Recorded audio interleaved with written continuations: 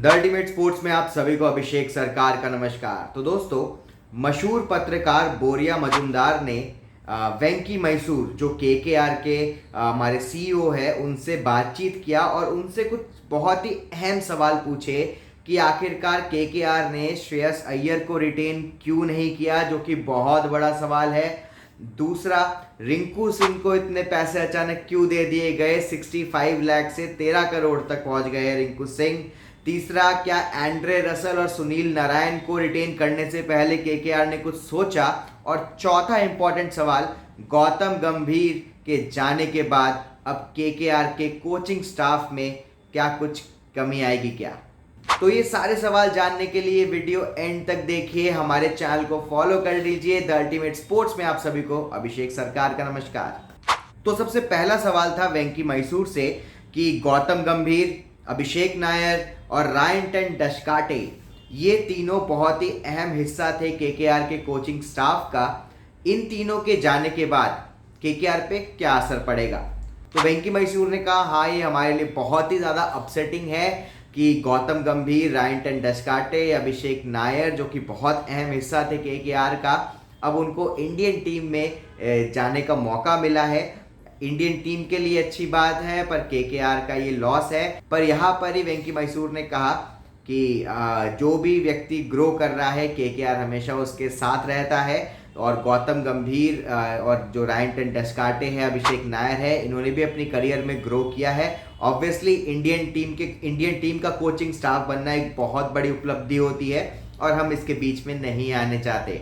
वो लोग ग्रो कर रहे हैं, इंडियन टीम में जा रहे हैं, हर किसी का ड्रीम होता है, तो इसमें केकेआर का पूरा सपोर्ट रहेगा उनको। और अभी भी केकेआर में चंदू पंडित और भारत अरुण जैसे शानदार कोचेस हैं, और भी कोचेस केकेआर ने फाइनलाइज किए हैं, वो आपको जल्दी ही पता लग जाएगा। दूसरा अहम सवाल, श्रेयस अय्यर को रिटेन क्यों नहीं किया गया जबकि वो चैंपियन कप्तान है। तो वेंकी मैसूर ने कहा कि हम भी यही चाहते थे, हमारे रिटेंशन लिस्ट में सबसे पहला नाम श्रेयस अय्यर का ही था, पर श्रेयस अय्यर से शायद पैसों को लेके कोई बात बन नहीं पाई।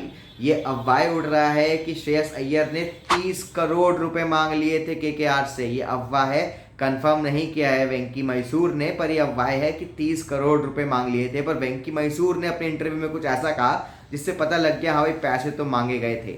क्योंकि वेंकी मैसूर ने इंटरव्यू में कहा कि खिलाड़ी का जो असली वैल्यू है वो ऑक्शन में ही पता लगता है।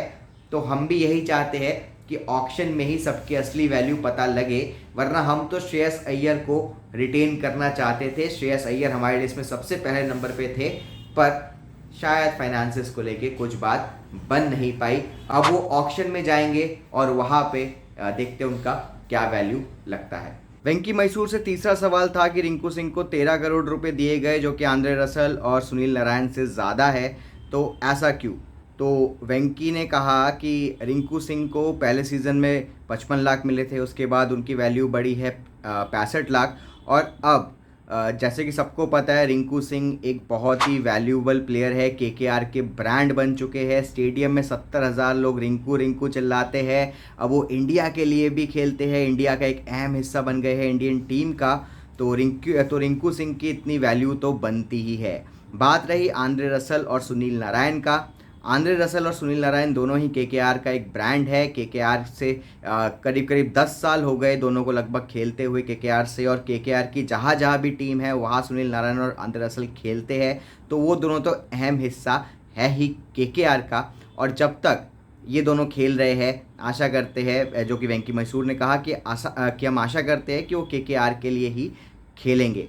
पर रिंकू सिंह की इतनी वैल्यू बनती है क्योंकि रिंकू सिंह भी एक ब्रांड बन चुके हैं, बहुत बड़े खिलाड़ी बन चुके हैं, मैच विनर है केकेआर के लिए। चौथा सवाल उनसे पूछा गया कि मेगा ऑक्शन को लेके उनकी क्या राय है। तो वेंकी मैसूर ने कहा कि हम तो खिलाफ ही थे मेगा ऑक्शन के, क्योंकि अगर हर साल, हर 2 साल में, 3 साल में मेगा ऑक्शन होता रहेगा तो जो फैंस की लॉयल्टी है वो नहीं बन पाती है, क्योंकि सब लोग कंफ्यूज रहते हैं हर साल कि कौन सा खिलाड़ी कौन सी टीम के लिए खेलता है।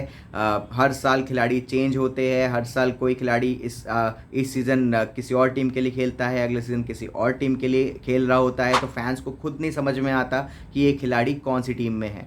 तो इससे लॉयल्टी नहीं बन पाती। जैसे कि हम फुटबॉल में देखते हैं कि एक खिलाड़ी अगर किसी टीम के लिए खेलता है तो बहुत सालों तक उसी टीम के लिए खेलता है और टीम के बीच में ट्रेड होता है।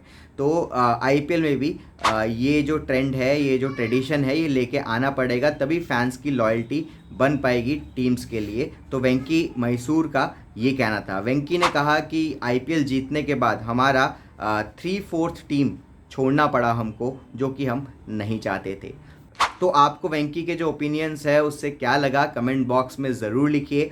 अब आईपीएल अगले साल शुरू होने वाला है और आईपीएल का ऑक्शन 24 तारीख को है। तो आईपीएल की हर खबर आप हमारे चैनल में देख सकते हैं। जल्दी से हमको फॉलो कर लीजिए। जय हिंद।